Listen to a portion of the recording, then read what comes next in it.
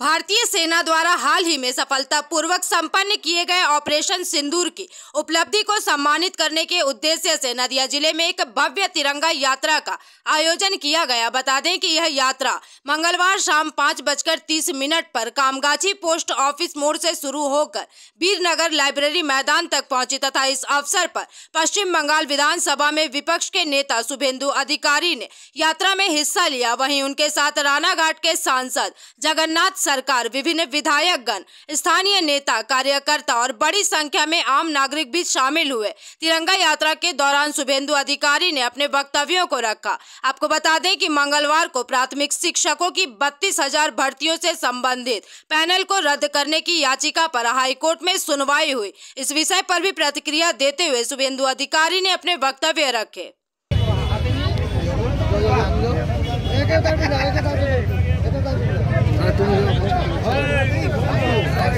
भारत माता की, भारत माता की, भारत माता की, भारत माता की।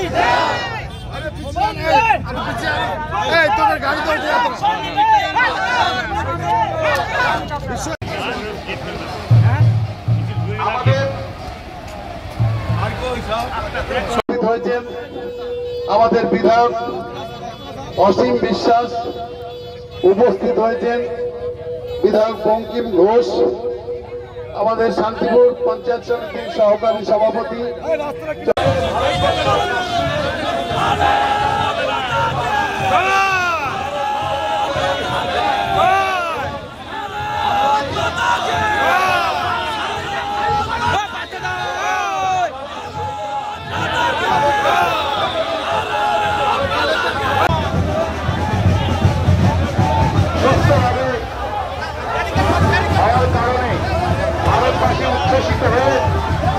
आज আমাদের অপারেশন সিন্দুরের আনন্দ উচ্ছ্বাসকে সামনে রেখে আমরা রানাঘাট উত্তর পশ্চিম বিধানসভার অন্তর্গত